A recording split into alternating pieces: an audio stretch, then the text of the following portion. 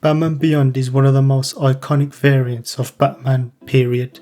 Like, out of all of the Batman variants that are out there, he stands out, and it's clear to see why. First of all, man's drippy as hell. You see the suit, and him having gadgets that regular Batman didn't have, like being able to fly, the wings coming out of his back, him using a grappling hook that's attached to his suit, not an actual grappling gun. His design is so simple, but it works so well. Me personally, I compare him to Spider-Man 2099.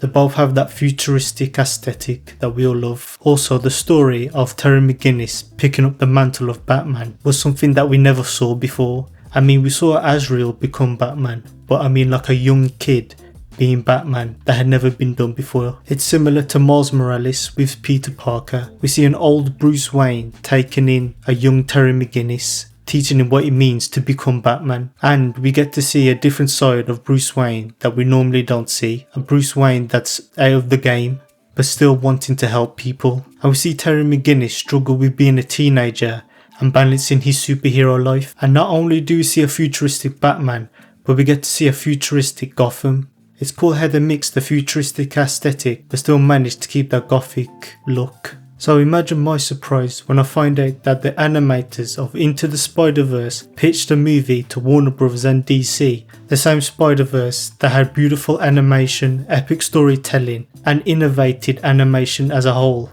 And what did Warner Bros. And DC say? Nope. Now, I tried to find a reason as to why the movie wasn't made, and I couldn't find anything. But still, I think Warner Bros. And DC should give us this movie. This is Into the Spider-Verse we're talking about. And you mean to tell me that those animators were going to put the source on Batman Beyond? They did release concept art of what the movie was going to look like and the feel of it. And as we can see, they brought the Into the Spider-Verse aesthetic right into Batman Beyond. This version of Gotham is completely different to how it was in the TV series, it being more cyberpunky than the one in the series. Everything contrasts so well with the black and the red. On one of the concept art, we can see ink in the background, which is such a good idea for her to be the villain, seeing how her powers would lend well to animation. If you don't know what her powers are, I would compare her to like the T-1000, where she's like liquid and she can make weapons out of her ink form. And she's a freak. Open wide.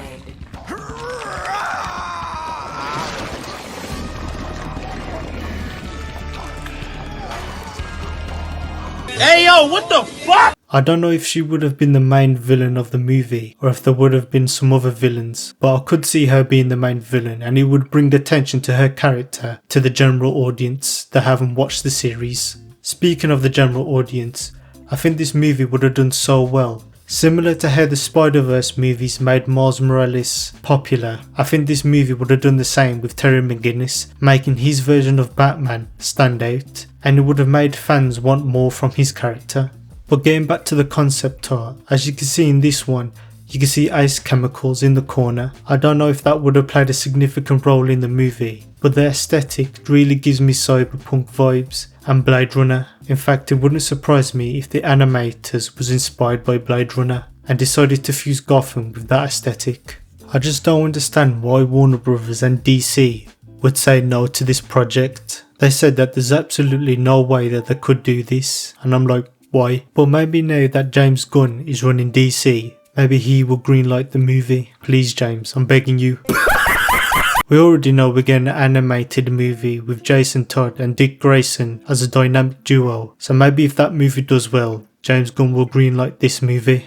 And I think he should do it, because similar how people see Miles Morales as their Spider-Man, people might see Terry McGinnis as their Batman, this generation's Batman. I'm not really understanding DC's movie slate though, because we're getting a Clayface movie, but in my opinion I think a Batman Beyond movie would make way more money. This is just my opinion though. Let me know what you guys think in the comments. If you like this video, please like, subscribe, and I hope you have a good day.